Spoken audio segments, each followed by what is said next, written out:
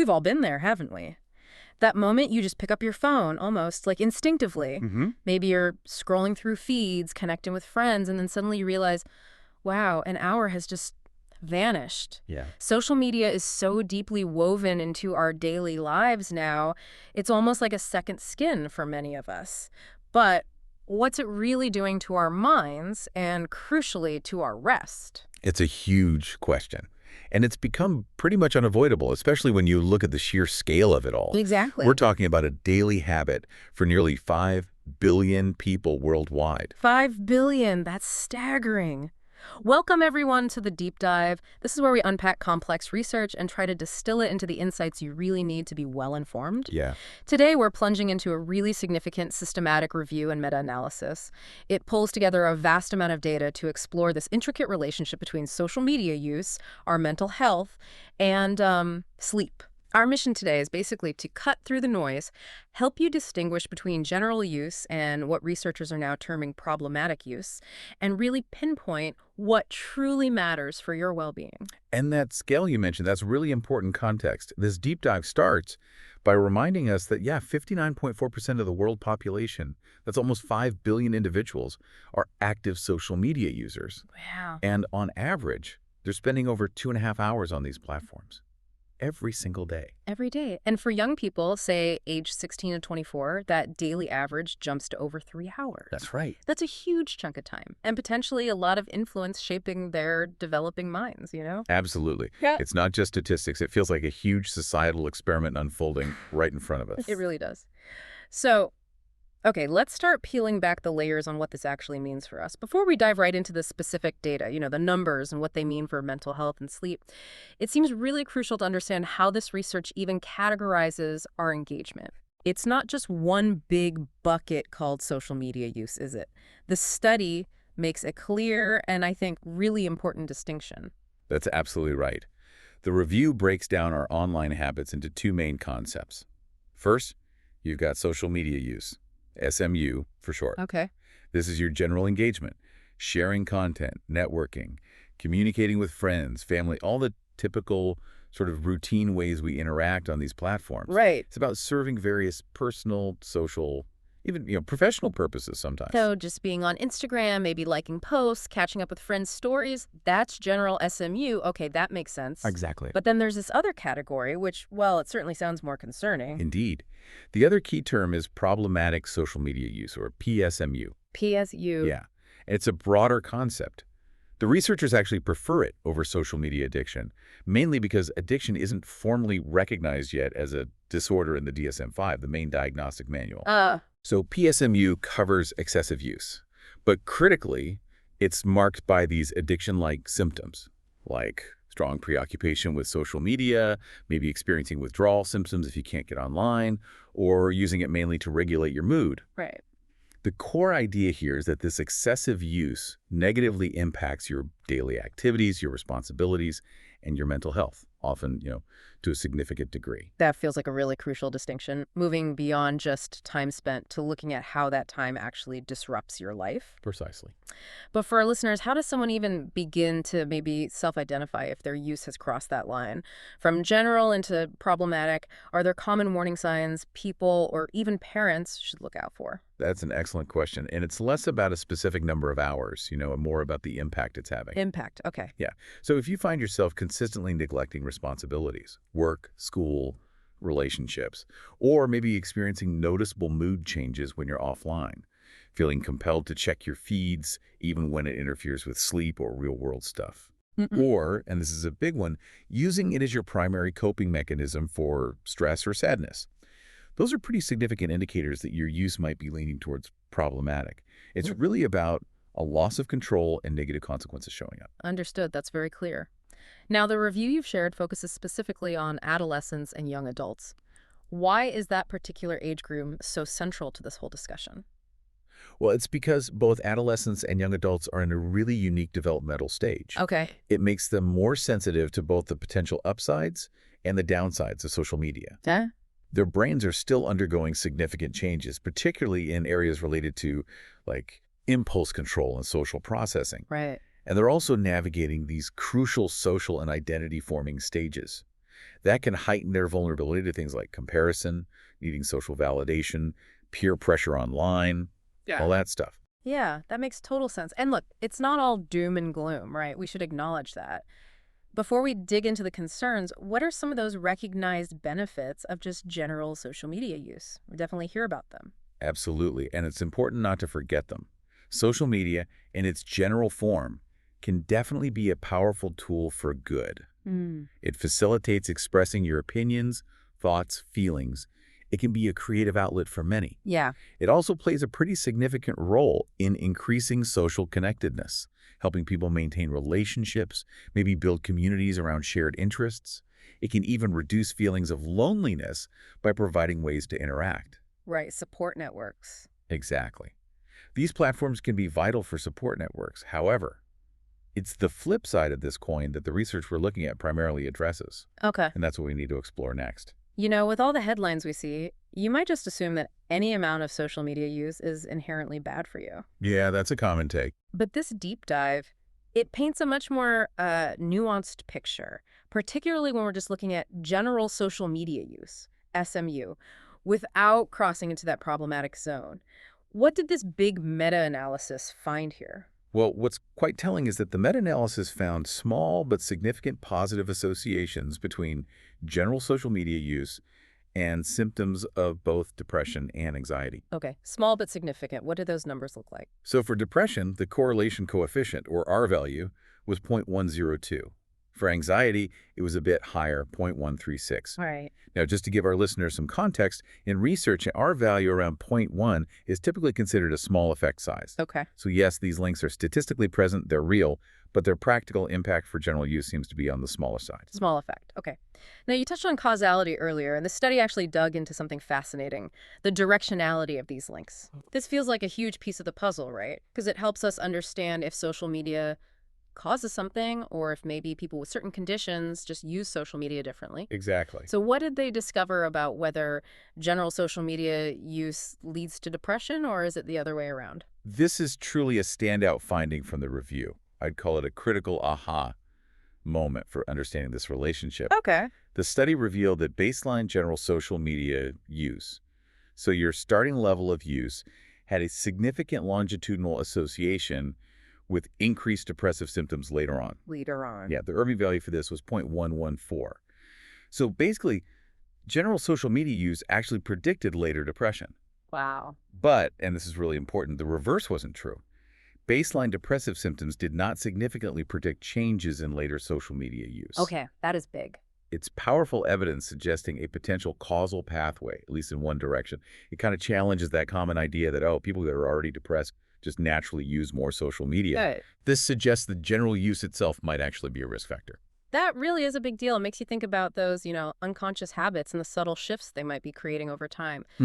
So, okay, we have these small but significant links to depression and anxiety with that interesting directional finding for depression. What about other aspects of well-being and, crucially, sleep? Are general social media users necessarily sleeping less or feeling worse overall? This next finding might actually be quite reassuring for many people. Okay. It turns out that general social media use, in and of itself, wasn't directly tied to sleep issues or overall well-being in this large analysis. Really? Yeah. The review found non-significant associations for general use with pretty much everything else they looked at in this category. Overall well-being had an R of 0.0004, basically zero. Eating disorders, R for 0.125, not significant. Sleep duration, R 0.062, non-significant. And general sleep problems, R 0.079, also non-significant. Wow. So basically no link found between just general use and sleep or overall well-being. Exactly. So the takeaway here isn't just, a lack of connection, but maybe it debunks a common assumption that any time on social media is inherently bad for these areas. Right. For general use, the signal just wasn't strong enough across the board in this massive data set. Okay, so if general use shows these subtle yet, as you said, directionally significant links to depression, but not really to overall sleep or well-being, what happens when that engagement becomes problematic? PSMU. Does the picture change dramatically then, or does it stay in that sort of a nuanced low-impact area? Oh yes, the picture changes quite significantly, dramatically even. Okay. When social media use crosses into that problematic category, PSMU, we see much stronger and clearer impacts across the board. How much stronger? Well, PSMU showed moderate and significant positive associations with both depression that had an R of 0.297 and anxiety R was 0.278. Okay, 0.3-ish. That's definitely bigger than the 0.1 we saw for general use. Exactly. To put that into context, an R value around zero point 0.3 is considered a moderate effect size in this kind of research. So these are substantially higher correlations than what we observed with just general use. So that problematic label really means something here. That's a much more substantial connection. And what about overall well-being and sleep in this problematic context? Does that change too? Precisely. PSMU was significantly and negatively associated with overall well-being. The R value there was minus 0.246. Negative 0.25, roughly. So higher problematic use correlates with lower well-being. That's right, a powerful finding. And for sleep, PSMU showed a small but significant positive association with general sleep problems. That R was 0.189. Okay, so a link to sleep problems emerges with PSMU where there wasn't one for general use. Yes, but it's important to note that even with problematic use, it did not show a significant association with sleep duration specifically. Ah, interesting. So it's more about the quality or experience of sleep being messed up rather than just getting fewer hours. That seems to be the implication here, yes. More about sleep problems, less about sleep length. That's a really key distinction. So, okay, boiling it down. The distinction is paramount. It really seems like the addictive component, that problematic aspect of social media use, is where the significant adverse impacts on mental health. And now sleep problems start to emerge much more clearly. It's not just about how long you're online, but how you're online that makes the big difference. That sums it up well. But even with these stronger links for problematic use, you mentioned earlier, the cause and effect thing for sleep is still tricky. Are we saying problematic use causes sleep problems, or could it be that existing sleep issues nudge people towards more problematic use? That's still the vital question, yes. The data strongly supports that distinction between general and problematic use. Yeah. Huge difference in impact. Right. However, even with these stronger associations for PSMU, the directionality, does PSMU cause sleep problems, or do sleep issues lead to PSMU, or is it some kind of feedback loop Yeah. that generally remains unclear? Why is that? Primarily due to insufficient longitudinal data, specifically looking at PSMU and sleep over time. Ah, okay. So it really raises that important question about how these factors truly interplay over time. It's a critical area for future research to untangle that. You know, when we talk about something so huge like social media affecting billions, it's easy to assume everyone's affected the same way. But this deep dive really challenges that idea, doesn't it? It reveals it's rarely, if ever, a one-size-fits-all scenario. Definitely not. The research highlights these crucial moderators factors that basically turn the volume up or down on how social media impacts our mental health and sleep. It strongly suggests that who you are and where you are really matter. That's absolutely correct. The review found that certain factors can significantly moderate or influence these associations we've been talking about. Like what? Well, one really prominent example is geographical region. The impact of social media use on mental health isn't uniform across the globe. That's truly fascinating. So literally where you live could affect how social media impacts you. Can you give us some examples? What's the kind of headline there? Certainly. The headline is, "Location Truly Matters." For instance, general social media use showed stronger links to depression in regions like Oceania compared to North America. Interesting. Conversely, North America saw more pronounced ties between general social media use and anxiety than places like Asia and Europe. Okay. And then when you look at problematic social media use and anxiety, the associations were actually stronger in Europe compared to Asia and North America. Yeah. It really highlights how things like cultural norms, societal values, maybe even how social media is embedded locally, can significantly shape its effects on us. Yeah. It suggests a complex interplay way beyond just individual behavior. That really underscores the need to look beyond just broad generalizations, doesn't it? Absolutely. And what about age and gender? They're often talked about in this conversation. Do they play a moderating role too? They do, and in quite interesting, maybe slightly complex ways. Regarding age, the review found that weaker associations between general social media use and depression were detected in the younger participants. Weaker and younger, so stronger links in the older young adult. Exactly, within the studied age range, yes. However, when looking at problematic social media use, PSMU, and its link to well-being, the negative association was stronger in younger participants. Okay, so younger teens might feel the hit to their well-being more from problematic use. That's what this suggests, yes. It supports the idea that younger individuals might be more emotionally vulnerable to the effects of problematic use, impacting their overall sense of well-being more severely than slightly older young adults. So yeah, a bit of a mixed picture depending on the type of use and the specific outcome, but generally the younger end of that spectrum seems more sensitive, especially to the problematic side of things. That seems a fair summary. And what about gender effects? Does the research confirm or maybe challenge any common assumptions there? Well, for gender, the review indicated that weaker associations between problematic social media use, PSMU, and anxiety were found in female participants. Weaker links between PSMU and anxiety for females, that feels counterintuitive to some common narratives. It does, yes. Yeah. And this finding from the review definitely warrants more longitudinal research to truly confirm and understand these gender effects. It runs counter to some assumptions, as you say. Yeah. It leaves us with a critical query. What underlying factors might actually explain this difference? We don't know yet. That is quite an unexpected finding. And it definitely highlights the complexity here, shows we can't just assume what we think we know. Mm-hmm. Okay, one more thing on moderators. What about different social media platforms? Does using, say, Facebook versus Instagram versus TikTok have different impacts? Did the researchers have enough data to look into that?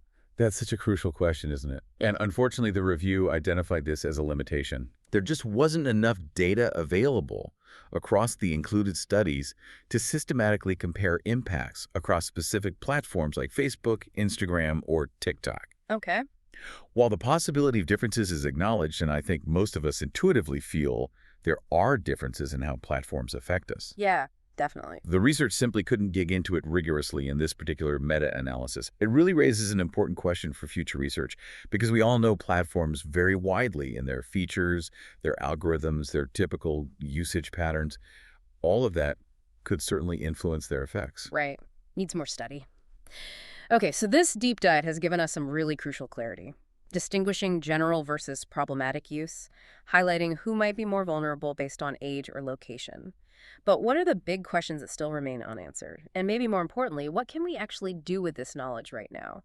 How can we promote healthier digital habits? Well, the most significant outstanding question, as we touched on earlier, really is that directionality puzzle for most of these associations. Right, the cause and effect. Exactly. With that really compelling exception of general SMU predicting later depressive symptoms. For most other links, especially involving PSMU and sleep, it's still largely unclear. Does social media cause these issues? Or do people with existing issues just use social media differently? Or is it some complex feedback loop where each influences the other? And why is nailing down that directionality so important? Because understanding it is absolutely vital for designing effective interventions. You can't really fix a problem effectively if you're not sure which way the causal arrow is pointing or if it's pointing both ways. Makes sense. So it's not enough just to see a correlation. We need to understand the actual causal path. What kind of research do we need to truly answer that? Well, there's really an urgent need for more future longitudinal studies that use repeated measurements, tracking these variables in the same individuals over time, months, even years. Really following people. Exactly. That kind of research can really help untangle those complex cause and effect relationships and reveal patterns we simply can't see with just snapshot cross-sectional data. Okay, so while we wait for more of that really foundational research, what are the practical implications of what we do know right now? How can, say, mental health professionals, educators, parents, even individuals like our listeners, apply these findings today? That's the key question. And these findings do have several tangible, real-world implications already. Firstly, it's incredibly important for mental health professionals and educators to really grasp the varied impacts, especially the more pronounced effects of problematic use versus general use. Okay. This knowledge helps them identify specific groups who might be more vulnerable to PSMU, like maybe younger individuals within that adolescent and young adult group. Right, targeting support. Exactly. This identification is key to developing more targeted interventions and therapeutic measures for those at higher risk. It helps us move beyond a sort of blanket, one-size-fits-all approach. So instead of just saying social media is bad, it's about understanding how someone is affected if they're using it problematically and tailoring support. Precisely. And beyond those clinical or educational settings, there's a strong case for creating educational programs just to raise awareness and promote healthier social media use more broadly. What would that look like? Well, it isn't just about limiting screen time, though that can be part of it.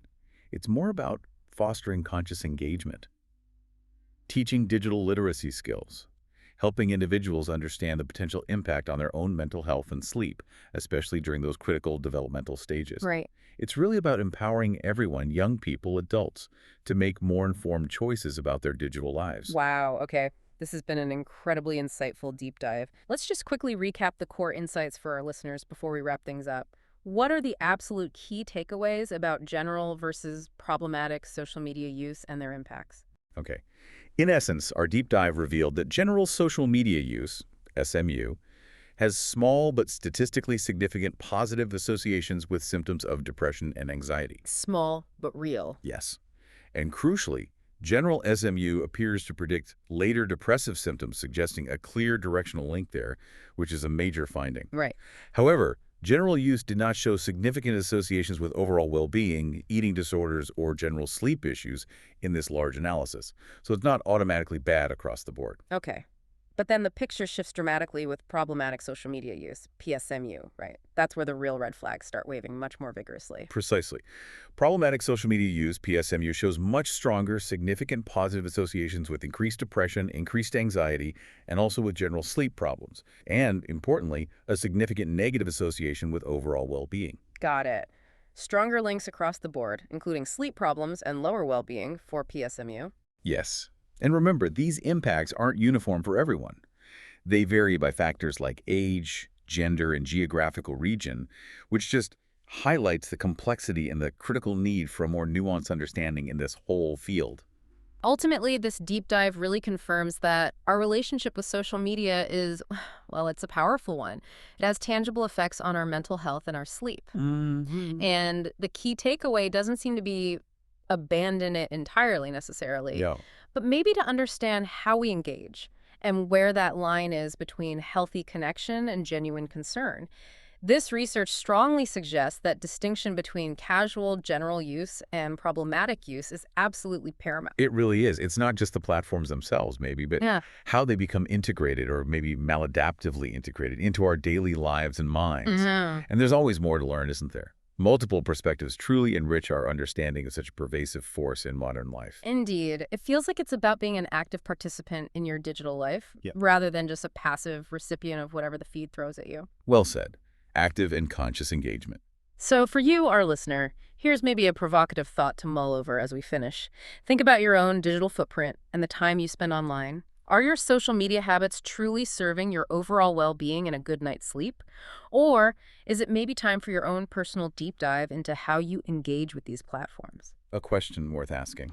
We certainly hope this deep dive helps you make more informed choices for a healthier digital life. Thanks for joining us.